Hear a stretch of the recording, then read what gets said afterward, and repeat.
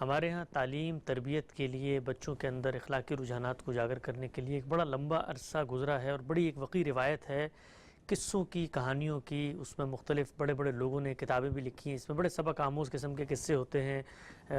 Saadi کی بھی بڑی مشہور چیزیں ہیں. آپ کیا سمجھتے ہیں کہ تعلیم اور تربیت کے لیے اس طرح کی حکایتیں، اس طرح کے مفروضات پر مبنی ایک لوگوں کو ابھارنے کے لیے، بچوں کے لیے بالخصوص، یہ کوئی مفید چیز ہے؟ کیونکہ وہاں پر بھی اصل میں کچھ واقعات ہی سنائے جا رہے ہوتے ہیں اور واقعات سے اصل میں کچھ اخلاقی تعلیم دینا مقصود ہوتی ہے. دیکھیے، کچھ چیزیں ہیں جن کا تعلق مسلمات سے ہے، علم و عقل کے مسلمات. ان کو سامنے رکھ کر، علم و عقل کے مسلمات میں اخلاقی مسلمات بھی ہیں، جمالیاتی چیزیں بھی ہیں. ان کو سامنے رکھ کر کوئی آدمی ایک کتاب لکھتا ہے اور یہ بتاتا ہے کہ اس میں جو قصے ہیں یا کہانیاں ہیں وہ اس مقصد سے لکھی گئی ہیں. اور میں جب افسانہ پڑھتا ہوں یا میں ناول پڑھتا ہوں تو وہاں مجھے ادنا درجے کا کوئی تردد نہیں ہوتا. میں وہاں ان واقعات پر ایمان لانے کے لیے نہیں بیٹھا ہوتا. مجھے پتہ ہوتا ہے کہ یہاں کچھ مقاصد کو سامنے رکھ کر یہ کردار تخلیق کیے گئے ہیں. تو اسی طرح کا معاملہ سعدی کے ہاں ہے یا اور بزرگوں کے ہاں ہے جو واقعات سناتے ہیں. چنانچہ کلیلہ و دمنہ کو آپ دیکھیے، اور بہت سی تصنیفات ہیں جن میں اسی طرح لوگوں کی تربیت کی گئی ہے، ان کو واقعات سنائے گئے، بڑے مؤثر رہتے ہیں. یہ بالکل وہی چیز ہے جو اب آپ کارٹون یا ڈراماز کی صورت کارٹونوں میں دیکھتے ہیں، ڈراموں میں دیکھتے ہیں، فلموں میں دیکھتے ہیں. وہ بھی بہت مؤثر ہوتی ہیں. آدمی کو معلوم ہوتا ہے خرابی وہاں ہوتی ہے جہاں قصے کو، یعنی قصہ تو آپ نے سنایا کسی بات کو واضح کرنے کے لیے، قصہ اصل میں تمثیل تھا، آپ نے اس کو حقیقی واقعہ بنا کے پیش کر دیا.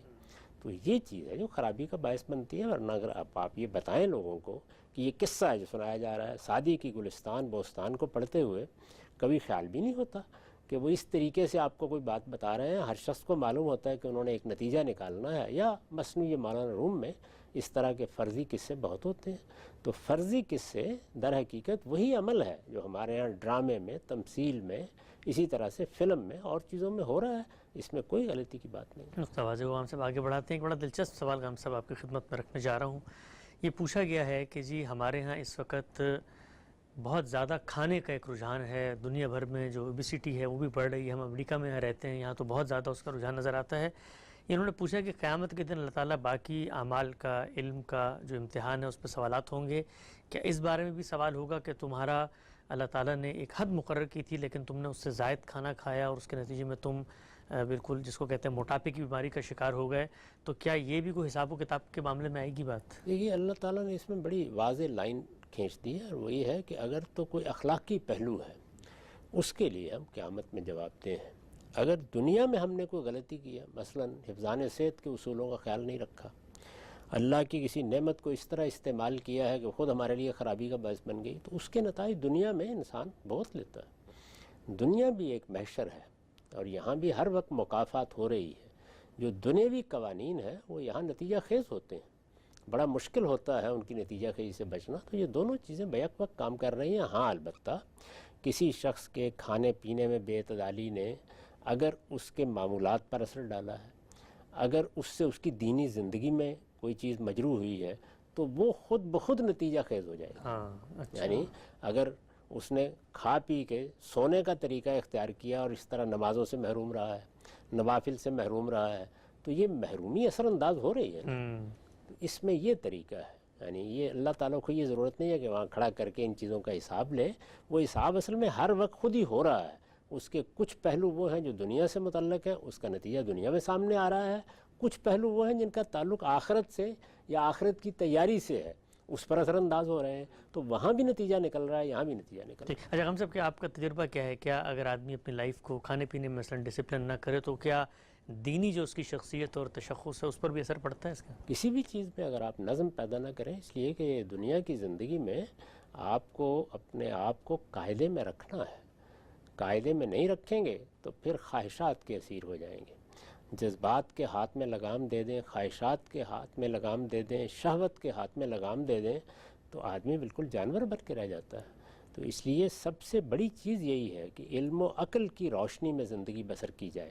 یہ بالکل درست ہے کہ ہر مرحلے پر علم و عقل کی روشنی میں فیصلے کوئی آسان کام نہیں ہے. انسان کو خواہشات بھی دی گئی ہیں، اس میں جذبات بھی رکھے گئے ہیں، وہ انسان پر حملہ آور ہوتے ہیں اور ان کے حملے سے بچنا بھی آسان کام نہیں ہوتا.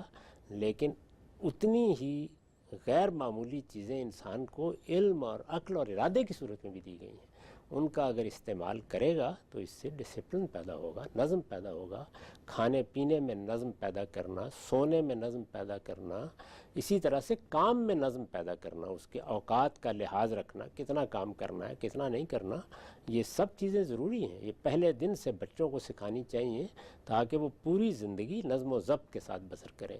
یہ بے نظمی جب تک آپ 40-45 سال کی عمر کو نہیں پہنچتے اس وقت تک تو نبھالی جا سکتی ہے، لیکن قوا جیسے ہی مزمن ہونا شروع ہوتے ہیں تو پھر بے نظمی کے نتائج نکلنا شروع ہوتے ہیں، پھر وہ نتائج جسم پر بھی نکلتے ہیں، وہ انسان کے معمولات پر بھی اثر انداز ہوتے ہیں، وہ اس کے علم پر بھی ہوتے ہیں اور اس کے تقوی پر بھی ہوتے ہیں۔ ٹھیک، اچھا ہم سب یہ جو کہا جاتا ہے جو بڑے لوگ ماضی میں گزرے ہیں ان کے بارے میں بتایا جاتا ہے کہ جی وہ تو مثلا اتنے زیادہ منہمک ہوتے تھے کاموں میں کہ وہ تو ایک روٹی بس کسی تر چیز کے ساتھ لگا کے انہوں نے کھا لی، اور اس طرح کے واقعات ہوتے ہیں، تو بظاہر تو ان کی جو پروڈکٹیوٹی ہے وہ تو بڑی زبردست نظر آتی ہے لیکن اعتدال نہیں ہوتا۔ اس میں کوئی شک نہیں ہے کہ انسان جس وقت جوانی میں ہوتا ہے تو وہ ہر طرح کی بے اعتدالی کے باوجود بہت کام کر لیتا ہے، لیکن اس طرح کے بزرگوں کی اگر آپ داستان پڑھیں، مستثنیات تو ہر جگہ ہوتی ہیں، ان میں سے بہت سے ہیں کہ جو اسی طرح کی بے اعتدالی کے نتیجے میں جوانی میں رخصت بھی ہو گئے۔ اچھا، بہت سے اس طرح کے مسائل ہیں۔ اللہ تعالیٰ نے جو توازن دنیا میں رکھا ہے اصل میں اسی کو حاصل کرنے کی صحیح کرنی چاہیے، اور مستثنیات سے کبھی نتیجے نہیں اخذ کرنے چاہیے، ہمیشہ قاعدے ضابطے سے رہنا چاہیے۔ یعنی آپ بہت سی بعض اوقات بے پروائیاں کرتے ہیں پھر بھی 80 سال تک جیتے رہتے ہیں، اس میں بہت سے دوسرے اسباب بھی کام کر رہے ہوتے ہیں، اور بہرحال یہ دنیا اللہ تعالیٰ نے جس اصول پر بنائی ہے اس میں اس کی مشیت بھی کام کر رہی ہے، تو مستثنیات نہیں، عمومی قانون کیا ہے وہ دیکھنا چاہیے ہمیشہ۔ ٹھیک، اچھا ہم سب یہ جو مذہبی روایت کو لوگ پڑھتے ہیں تو اس میں بہت سارے ایسے قصے ہمارے سامنے آتے ہیں کہ جی بزرگوں کو تو اتنی ہزار روایتیں یاد تھیں، کسی کو اتنے ہزار شعر یاد تھے، کسی کو اتنے سینکڑوں صفحات یاد تھے۔ بظاہر یہ باتیں لگتا ہے کہ شاید کوئی قصہ کہانی ہے، آج کل جو ہمارا عمومی مشاہدہ ہے یہ اس کے بھی خلاف ہوتی ہے، اتنا حافظہ انسان کو نظر نہیں آتا۔ آپ کا کیا ماننا ہے اس بارے میں؟ آپ بھی پڑھتے ہوں گے کتابیں، جی فلاں ایک محدث تھے، اٹھے ان کو اتنی مطلب ہزاروں روایتیں یاد ہو گئیں، کیسے یاد ہو گئیں؟ کیونکہ آج تو ہم دیکھتے ہیں اس طرح سے یاد نہیں ہوتی۔ نہیں، اس میں شبہ نہیں ہے کہ اس طرح کے واقعات یہ سوال پیدا کر دیتے ہیں بعض اوقات، لیکن بہت سی شہادتیں اس کی میسر ہیں، اور وہ بہت سکھا لوگوں کی شہادتیں ہیں کہ لوگوں کے حافظے غیر معمولی ہوتے تھے۔ اچھا، میرا اپنا تجربہ یہ ہے کہ حافظہ اگر استعمال نہ کیا جائے تو وہ کمزور ہونا شروع ہو جاتا ہے۔ ابھی دیکھ لیجئے کہ ہمارے ہاں 20-25-30 ٹیلی فون نمبر ہر شخص کو یاد ہوتے تھے، کچھ عرصہ پہلے تک، اب نہیں یہ ہوتے۔ میرا اپنا تجربہ جی ہے۔ شاید مجھے بھی اتنے یاد ہوں گے ایک زمانے میں، اب ایک بھی یاد نہیں۔ ایسے ہی ہے۔ اس کی وجہ کیا ہے؟ اس کی وجہ یہ ہے کہ نوعیت بالکل تبدیل ہو گئی، اب ریکارڈ اور طرح سے رکھا ہوتا ہے، ٹیلی فون اور طرح کے آ گئے، اس طرح سے اب نمبر یاد رکھنے کی ضرورت نہیں پڑتی۔ اسی طرح کا معاملہ اگر آپ غور کر کے دیکھیں تو ریاضی کے فارمولوں کا ہے، یاد کرتے تھے، بہت یاد ہوتے تھے، لیکن بتدریج ایسی چیزیں ایجاد ہو گئیں جن میں آپ صبح و شام اس سے کام لے رہے ہوتے ہیں، تو وہ چیزیں استعمال میں نہیں آتی۔ ہمارے ہاں جو پرانے لوگ تھے ان کا زیادہ انحصار اسی پر تھا۔ مثلا عربوں کے بارے میں ہم پڑھتے ہیں، ان کی شاعری، ان کا ادب سب زبانی روایت سے منتقل ہوا ہے، ہزاروں اشعار منتقل ہوئے ہیں، یعنی کوئی پرانے زمانے کے شاعروں نے وہ قصیدے کہیں لکھ کے نہیں لوگوں کو منتقل کیے، لوگ یاد کر لیتے تھے اور سناتے تھے۔ مجھے خود اپنے زمانے میں بعض ایسے بزرگوں کو دیکھنے کا موقع ملا ہے کہ وہ پوری تقریر ان کے سامنے کی جائے تو اس کو دہرا دیتے تھے، عجیب، اچھا، اور اس میں بہت کم الفاظ کا فرق ہوتا تھا، یعنی ایسے ہی دہرا دیتے تھے۔ ایسے علماء سے میں واقف ہوں جو کتابیں پڑھاتے تھے، اور آپ پڑھیں کتاب، ان کے سامنے کتاب نہیں ہوتی تھی، متون یاد ہوتے متون یاد ہو جاتے تھے۔ مجھے خود ابتدائی زمانے میں یہ تجربہ ہوا کہ جو کتابیں ابتدا میں پڑھائیں ان کی عبارتیں یاد ہوتی تھیں، معلوم ہوتا تھا گویا کتاب ساری حفظ ہوئی ہوئی ہے، اس لیے کہ آپ بار بار پڑھا رہے ہیں اس کتاب کو۔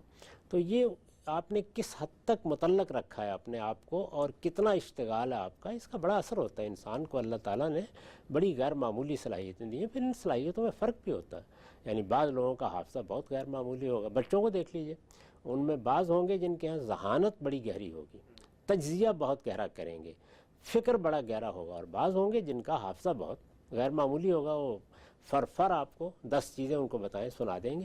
تو یہ روزمرہ کے تجربات ہیں، باقی اصول وہی ہے کہ آپ جب استعمال کم کر دیں گے تو نتیجہ وہ نہیں نکلے گا۔ اس کے ساتھ ایک ملحوظ رکھیں چیز، اور وہ یہ ہے کہ جب پرانی باتیں بیان کی جاتی ہیں تو اس میں بعض اوقات مبالغہ ہو جاتا ہے۔ مبالغہ کس طرح ہوتا ہے؟ وہ اسی طرح ہوتا ہے جیسے آپ نے دیکھا ہوگا کہ ہمارے ہاں جلسے ہوتے ہیں، ہمیں یہ معلوم ہے کہ فلاں جگہ پر کتنے لوگ آئیں گے، اس کے بعض تجربات بھی ہیں، لیکن جس وقت 10-20 ہزار لوگ ایک جگہ جمع ہو جاتے ہیں تو لوگوں کا تاثر یہی ہوتا ہے کہ لاکھوں لوگ، لاکھوں کا مجموعہ تھا۔ اب اگر کسی جگہ پر کوئی جنگ ہوئی ہے، اس میں کیا فوجیں تھیں، اس میں بھی بعض اوقات اسی طریقے کے مبالغے ہو جاتے ہیں۔ ایسا ہی معاملہ روایتوں میں بھی ہو جاتا ہے۔ اگر فرض کیجئے کہ ہزاروں کی تعداد میں روایتیں کسی کو یاد ہیں تو اس میں یہ تاثر ہو جاتا ہے کہ یہ شاید لاکھوں ہوں گی۔ یہ ہم بہت سے لاکھوں سنتے رہے، لیکن کتابیں جب شائع ہو کے آئی ہیں تو آپ دیکھیے کہ ان میں تعداد ہزاروں میں ہے، تو اس لیے یہ سب چیزیں ایسے بھی ہو جاتی ہیں۔ بارہا ہم نے دیکھا ہے، بڑے بڑے لوگوں کو دیکھا ہے، یعنی میں آپ کو اپنا واقعہ سناتا ہوں کہ ایک جلسہ ہوا جس جلسے کے انتظامات میں بھی میں شریک تھا۔ یہ بہت پرانی بات ہے، یعنی آپ سمجھیں کہ 70 کی دہائی کی بات ہے، اور اس میں موچی دروازے میں 10,000 آدمیوں کے بعد نیچے اترنے کی جگہ باقی نہیں رہی، لیکن اگر کوئی دیکھنے والا اس کو دیکھے تو وہ یہی کہے گا کہ لاکھوں لوگ ہیں، اور عام طور پر ہم دیکھا ہوگا کہ خطیب حضرات کہتے ہیں کہ انسانوں کا سمندر ہمارے سامنے آپ کو موجود کیسے تھا۔ پتہ لگا کہ صاحب 10,000 لوگ ہی ہیں؟ شمار کیا گیا تھا، اچھا، میں نے عرض کیا نا کہ میں اس کے منتظمین میں تھا، اور شمار کیا گیا، یعنی لوگوں کو ایک قاعدے سے جانے دیا گیا، پنڈال میں جو جا رہے تھے۔ اور جہاں سے وہ جا رہے تھے وہاں شمار کیا جا رہا تھا۔